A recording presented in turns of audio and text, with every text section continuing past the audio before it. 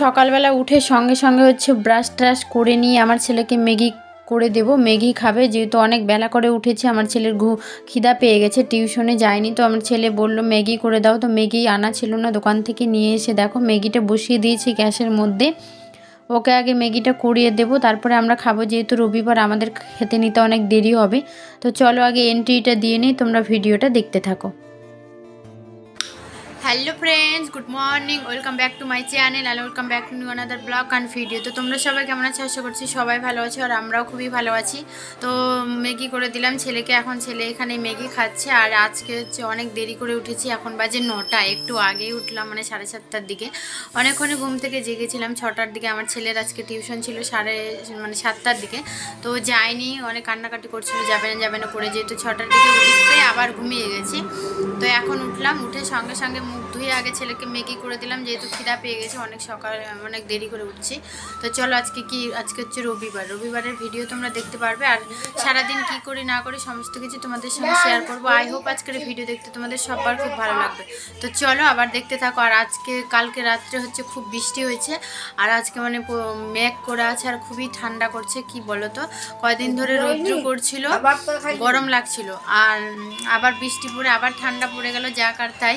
জানি না এই ঠান্ডা কবে যাবে। তো চলো ভিডিওটা কন্টিনিউ দেখতে থাকো। টাটা। গরম ফু ফু।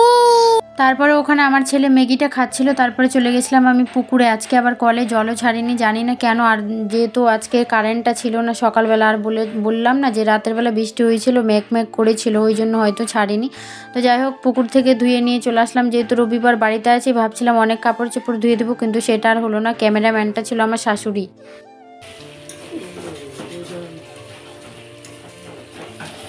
কষা ভালো করে কষা।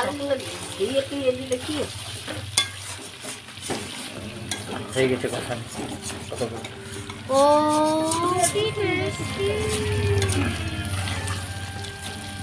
লাগিয়ে। তো যাই হোক, কাপড় মেলে দিয়ে এসে আমি রান্নাঘরে চলে এসেছিলাম। এসে সঙ্গে সঙ্গে ভাত উঠিয়ে দিয়েছিলাম, আর তোমাদের দাদাভাই চিকেন নিয়ে চলে এসেছিলো। এসে আমি মশলা টশলা করে দিয়েছি, আর তোমাদের দাদাভাই বললো যে আমি আজকে চিকেনটা রান্না করব। কেন জানি না, এবার মানে বাড়িতে আসার পরে ও নিজে থেকেই আমার অনেক কাজ করে দেয়, হেল্প করে দেয়। জানি না কেন আমার প্রতি ভালোবাসাটা বাড়ছে কি না জানি না, অনেকটাই চেঞ্জ হয়ে গেছে। মানে আগেও করতো, কিন্তু আগে অনেকবার বলা লাগতো, নিজে থেকে কোনোদিনও বলতো না। কিন্তু এইবার কি হয়েছে জানি না, অনেক কাজ নিজে থেকে করছে। আমি পুরো দেখে অবাক। আমি বলছি এটা আমার বর তো না অন্য কেউ। যাই হোক, অনেক বয়স হচ্ছে, হয়তো একটু বুদ্ধিজ্ঞান বাড়ছে। তো চলো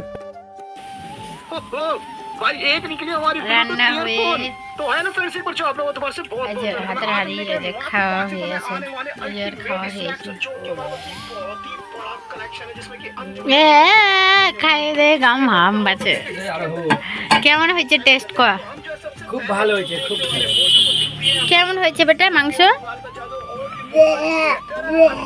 একজন কার্টুন দেখছে আর খাচ্ছে, আরো ভাত নিবে, দুবার নিল, আরো একবার নিবে, সেই টেস্ট হয়েছে, সেই কালার। যাই হোক, তোমাদের দাদাভাই মুখে শুনলে যে কেমন টেস্ট হয়েছে। আজকে জানি না, নিজে রান্না করেছে, অনেকগুলো ভাত খেলো, মানে এরকম তো ভাত ও নেয় না, একবার নেয়। তো যাই হোক, আজকে 3-3বার ভাত নিয়েছে। তারপরে আর কোনো ভিডিও করিনি, ঘুমিয়ে গেছিলাম। ঘুম থেকে উঠে দেখো কাপড় তুলছি মেলায় যাব বলে। আমি ঘুমিয়েছিলাম, তখন একটা দিদিভাই ফোন করেছিল, মানে একটা দিদিভাই মেলায় আসার কথা আছে, তো বললো যে আসো, আমরা মেলায় চলে এসেছি। তো তারপরে কাপড় টাপড়গুলো তুলে নিয়ে তোমাদের দাদাভাই বাড়িতেই ছিল, ও রেডি হচ্ছিল কোথায় যাবে। তো আমি বললাম চলো তাহলে আমাদেরকে একটু মেলাতে রেখে আসো। তো দেখো মা ছেলেকে নিয়ে চলে যাচ্ছে বাইকে করে। আর আমার ছেলে কি বলো, তোর বাবা এসে মানে ওর বাবার বাইক ছাড়া কোথাও যেতেও চায় না, স্কুলেও আসতে চায় না। তারপরে এই যে মেলাটা যে হচ্ছে না, এখনও হচ্ছে, যাই হোক বুধবারে আমাদের এখানে মেলাটা শেষ হবে, বুধবারে লাস্ট মেলা। মানে প্রত্যেকটা দিন ওর বাবাকে বলে যে বাবা আমাদেরকে রেখে আসবা, আবার আসার সময় মেলা থেকে নিয়ে আসবা, রেখে দিয়ে তুমি কোথায় যাবা আর আসার সময় আবার নিয়ে আসবা, এরকম করে বলে। কি বলবো জানি না, ও মানে বাইকে করে যেতেই ভালোবাসে। আমরা মেলাতে চলে আসলাম, আর এই যে দিদিটাকে তো চেনো, এই দিদিটা আগে চলে এসছে। আর আমার ছেলে কেঁদে 2 নয়ন ভাসিয়ে দিয়েছে, ঘুম থেকে উঠলো এখনই। আর এই যে মেলা, বাড়ির কাছে মেলা, চলে আসলাম, চলো মেলার দিকে যাই। মোবাইলের রূপ ধারণ করে ওই বন্দি অবস্থায় কিন্তু গাছের সামনে আছে। এমন সময় সাপোবাইয়ের স্বামী এসেছে, এসে যেই সাপোবাইয়ের দিকে তাকিয়েছে, মনের মধ্যে মায়া জন্ম নিয়েছে। ডাক দিয়ে বললেন, সাপোবাই, সাপোবাইয়ের স্বামী তো চিনতে পারিনি।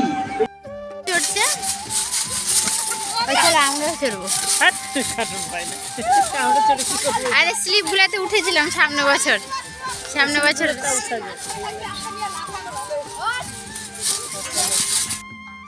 জাম্পিং এর এখানে। তো আমার ছেলে উঠবে জাম্পিং এ। তো দেখো সব বড় বড় বাচ্চারা উঠে বসে আছে। আর এখন মেলা লাগছে, ভালোই মেলা লাগছে কেবল, কারণ আজকে দিয়ে হচ্ছে দ্বিতীয় দিন হবে। আর অনেক দোকান এখনো আসছে, কারণ এখনো 3-4 দিন মতো থাকবে। তো চলো কি কি করি মেলার মধ্যে সমস্ত কিছু শেয়ার করবো, আর পরে দেখা হচ্ছে। টাটা। অনিত, অনিত বাবা এখানে আসো। যাই হোক, আমার ছেলে কি বলবো, একের পর এক জাম্পিং খেয়েই যাচ্ছিল। মানে একবার নামার সময় হয়ে যাচ্ছিল, নেমে যাচ্ছে, আবার উঠছে এরকম করে, জানো 5বার উঠেছে সেই দিন। আর 20 টাকার টিকিট, তাহলে ভাবো 5 বার 5 20 100 টাকা ওখানেই চলে গেল। 5 দিন যে মেলা হবে বা হচ্ছে, কি বলবো কত টাকা যে ওর পিছনে খরচা হচ্ছে, কিচ্ছু বলার নেই। যাই হোক, ও ওখানে চড়ে থাকলে তো আমাদের মেলা ঘোরাই হবে না, দিদিভাইটা আবার বাড়ি যাবে। তো তার জন্য আমার ছেলেকে বললাম, তুমি জাম্পিংয়ে চড়ে থাকো, আমরা একটু ওদিকে ঘুরে আসি। তো দেখো দিদিভাইটাকে পেয়েছি, তার জন্য বললাম আমাকে একটু হাঁটার একটু ভিডিও করে দাও, যেহেতু ফুল লুকটা শেয়ার করা হয়নি। তো চলো দেখতে থাকো। তো আমার ছেলেকে জাম্পিংয়ে উঠিয়ে দিয়ে দিদি আর আমি একটু ঘুরে বেড়াচ্ছি এইদিকে দোকান পাশারের এইদিকে। দেখো আজকে তাও ভালোই ভিড় হয়েছে, কালকে প্রথম দিন ছিল, কালকে ভিড়ে ছিল না, আজকে তাও খুব ভিড় হয়েছে। এই যে আর বাউল হচ্ছে, বাউল কে শুনবে, আমরা তো বাউল শোনার মানুষই না।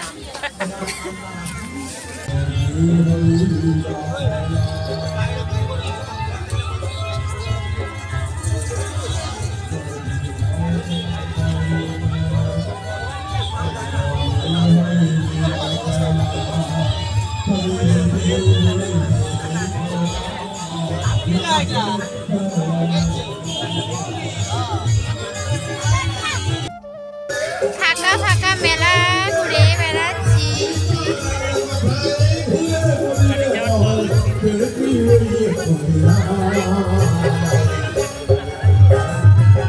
হেডফোন থাকলে না ভালো হতো, আমিও ভিডিও করতাম। তো যাই হোক, প্রথমে যে ব্যাগটা দেখলাম ওই ব্যাগটা নেওয়ার খুব ইচ্ছা। মানে একটা আমার পার্স নেই, একটা পার্স আছে সেই বিয়ের আগেকার পার্স, সেটা ছিঁড়ে গেছে।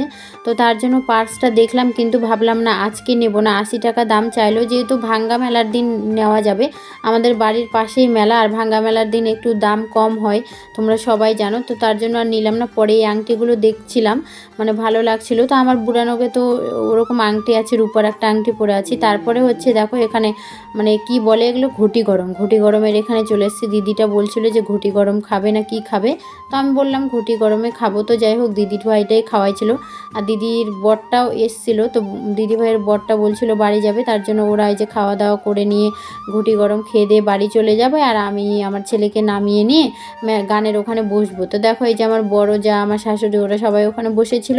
তো আমি এই যে গানের এখানে চলে এসেছি আমার ছেলেকে নিয়ে। তো যাকে দেখতে পেলাম, তো জায়ের কাছে এসে বসে গেলাম। আর এই যে আমার নাতিন ছোড়া আর আমার ছেলে, ওরা হাই করছিল। তো চলো একটু তোমরা বাউল শুনে নাও, আমরাও বাউল শুনি বসে বসে।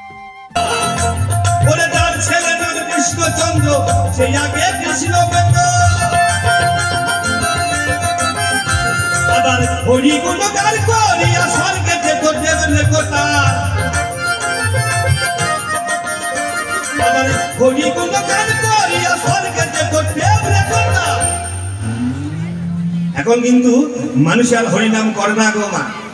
এই যে মাইক দাদা আছে, এই 150 পাওয়ার একটা মেশিন, তার মধ্যে একটা ছোট মেশিন, তার মধ্যে একটা বাবা ওই পাতলা পাড়া চিপ ঢুকিয়ে দিলে কি গান হয় না, ভজ গৌরাঙ্গ কহ গৌরাঙ্গ লহ গৌরাঙ্গের নাম রে, ওরে যে দোল কৃষ্ণ ভজে সে হয় আমার প্রাণ রে। বাবা, বাউল শুনে নিয়ে চলে এসেছি খিচুড়ি খেতে। এখন এডিট করতে বসে দেখছি খিচুড়ি খাওয়ার পরে আর কোনো ভিডিও করিনি। তো চলো দেখা হচ্ছে নেক্সট ভিডিওতে। টাটা সবাইকে, গুড নাইট।